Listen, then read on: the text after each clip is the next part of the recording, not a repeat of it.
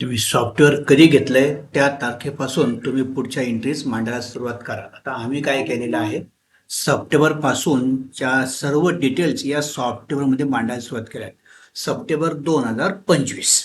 मग आता सप्टेंबर 2025च्या अगोदरच्या डेटा काय करायचं, तर मग मी काय केलं, हे बिझनेस मॅनेजमेंट टूलवरती फिनान्शियलमध्ये आलो, रेकॉर्ड ऑर्डर इन्कमवरती गेलो आणि या ठिकाणी मी काय करणार आहे, सप्टेंबरच्या अगोदर ऑगस्ट 2025. तर या ठिकाणी मी 2025 घेतलं, इथं 08 लिहिलं, पाहिजे ती तारीख निवडा. समजा मी 27 ऑगस्ट लिहिलं किंवा 31 ऑगस्ट लिहूया. तर 31 ऑगस्टपर्यंत मी किती कॅश कलेक्शन केलं होतं, तर हे तुम्ही कुठेतरी रेकॉर्ड केलेलं असणारच आहे एखाद्या नोटबुकमधून. आणि त्या नोटबुकमधून मी डायरेक्टली अमाऊंट लिहिणार आहे. या अमाऊंटला मी नेट कॅश म्हणणार आहे. ही नेट कॅश म्हणजे MKCLला केलेलं MFOचं पेमेंट वजा करून राहिलेली कॅश. मला सेसमेसचे पैसे मिळाले होते किंवा रेग्युलर फीज आली होती, हे सगळी टोटल जितकी आहे ना ती तुम्ही लिहिणार आहे. फॉर एक्झाम्पल मी तर लिहितो 67,157. इथं आपण लिहूया, डायरेक्ट सेल्स आहे तो, म्हणून त्याचं सेल्स लिहिलं. म्हणजे ज्यांच्या पावत्या तुम्ही केलेल्या नाहीत त्यांचं रेकॉर्ड कसं करायचं, तर इथं लिहिलंय बघा. पावत्या केल्या तर त्याचं रेकॉर्ड डायरेक्टली बिझनेस मॅनेजमेंट टूलमध्ये दिसणार आहे. परंतु जुने रेकॉर्ड आपण एक एक एंट्री करण्यापेक्षा मी संपूर्ण महिन्याची सिंगल एंट्री करून या ठिकाणी 67,000 लिहिलं. तर अशा पद्धतीने मी काय केलेलं आहे, तर तुम्ही तर क्रमांक दिसेल बघा. 2025 ऑगस्ट आहे, हे जुलै आहे, जून आहे, मे आहे. तर असं जवळजवळ 2024पर्यंत, जानेवारी 2024 ते आता मागच्या 2025पर्यंत, ऑगस्ट 2025पर्यंतचा डेटा मी डायरेक्ट असा मांडलेला आहे. म्हणजे मला आता एक एक एंट्री करायची गरज नाही. हां, नवीन डेटा मात्र मी पूर्ण डिटेल्समध्ये मांडणार आहे. राहिला प्रश्न एक्सपेन्सेसचा. एक्सपेन्सेस कसं रेकॉर्ड करणार आहे मी, तर एक्सपेन्सेससाठी मी काय केलं, या ठिकाणी रिकरिंग एक्सपेन्सेस लिहिलं. मला माहिती की लाईट बिल अंदाजे 2,000 रुपये येतं, मी इथं 2,000 लिहिले बघा. इथं ऑफिस रेंट किंवा समजा तुम्ही रेंट देत असाल तर तुम्ही रेंट लिहा. इथं तुम्ही इथं रेंट लिहू शकता.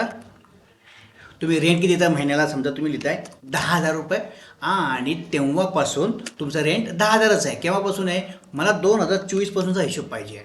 मी 2024 जानेवारी लिहितो, तर जानेवारी 2024पासून तर आत्तापर्यंत मला भाडं तेवढंच आहे, 10,000च आहे. तर मी काय करेल, डायरेक्टली ॲड रूल करेल. पण तसं नाही आहे, तुमच्याकडे असं असेल, समजा 10,000 भाडं हे 2024च्या डिसेंबरपर्यंत होतं आणि 1 जानेवारी 2025पासून मात्र भाडं वाढलेलं आहे. तर तुम्ही काय करायचं, इथं तारीख टाका तशी. इथं लिहूया आपण डिसेंबर 2024 आणि ओके केलं.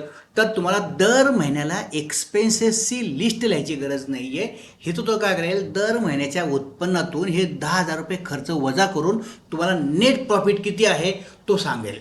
आणि जर का तुम्हाला काही एक्सपेन्सेस फिक्स ठेवायचे असतील, जसं इथे लिहिले बघा, मार्केटिंग एक्सपेन्सेस मी लिहिलेलं आहे की हे ऑनगोईंग आहे. केव्हापासून आहे, तर मी जानेवारी 2025च्या ऐवजी 2024 लिहितो. 2024पासून तर आत्तापर्यंत सरासरी 2,000 हे फिक्स एक्सपेन्सेस आहेत.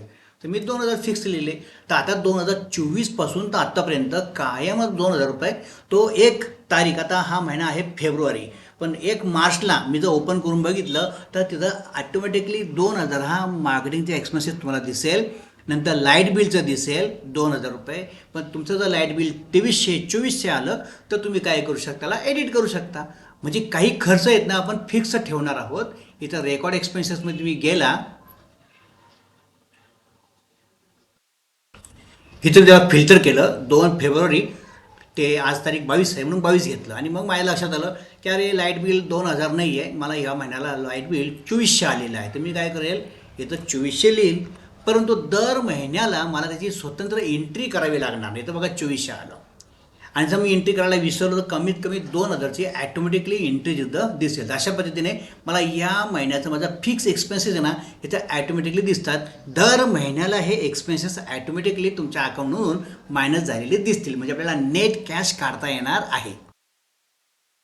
त्यामुळं तुम्ही जर इथं पहिल्या पानावरती बघितलं, इथं आपण इथं मोर टूरवर जाऊन जर रिपोर्ट काढला, हा रिपोर्ट आहे बघा.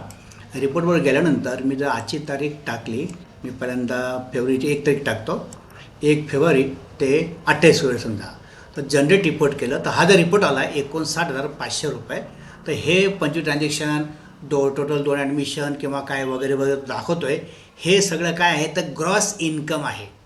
हे आपलं ग्रॉस इन्कम आहे. मग खरं इन्कम कसं काढणार तर आपल्याला त्यासाठी हे टूल दिलेलं आहे. इथं गेल्यानंतर तुम्ही काय करायचं आहे तर इथं तुम्ही तसंच लिहा 1 फेब्रुवारी 2026 तर 2/22 आज 22 तारीख म्हणून 22 तारीख घेतली मी. तर तुम्ही पूर्ण महिना घेतला तरी चालणार आहे एंडपर्यंत. 28 तारीख घेतली समजा इथं आणि जनरेट रिपोर्ट केलं तर इथं आपण जानेवारी घेतलं होतं, मी घेतलं तर फेब्रुवारी. तर इथं फेब्रुवारी घेतल्यानंतर तर इथं दिसेल बघा. तर ॲक्च्युली आपलं उत्पन्न किती दिसतं इथं दिसतं त्याचं 59,500. तर हा आपला ग्रॉस उत्पन्न आहे. तर नेट उत्पन्न किती आहे तर इन्कम दिसतं इतकं. एक्सपेन्सेस त्यांनी बघा 5,400 मायनस केलेले आहेत. तर त्यामुळे नेट एक्सपेन्सेस म्हणायचं दिसतं, नेट इन्कम म्हणायचं दिसतंय. माझे एक्सपेन्सेस 3 आहेत फक्त. मला लाईट बिल वगैरे आहे, मेंटेनन्स चार्जेस लिहिले आहेत मी, इंटरनेट एक्सपेन्सेस लिहिले. या व्यतिरिक्त सध्या मेगा बॅच असल्यामुळं आणखी काही एक्सपेन्सेस केलेले आहेत मार्केटिंगचे. तर ते इथं येतीलच. ते एक्सपेन्सेस लिहिल्यानंतर थोडा आणखी माझा प्रॉफिट कमी होईल.